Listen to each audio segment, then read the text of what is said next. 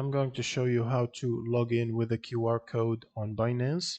So first you want to open up your browser and head to Binance.com. Now you want to click on the login button right here. And in the login page, you should find a picture of a QR code.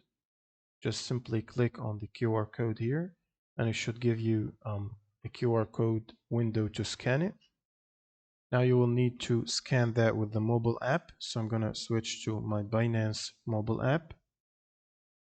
Now in the Binance app, you want to click on the search bar and simply type QR in the search. If you can't find the QR code scanner, you can go back and click on the pay button here. You can also search for it if you can't find it. And in this page, you can find the QR code scanner on the top right. You can simply click on it like this, and it should open up the QR code scanner. Now, once you scan it, it should prompt you to sign in.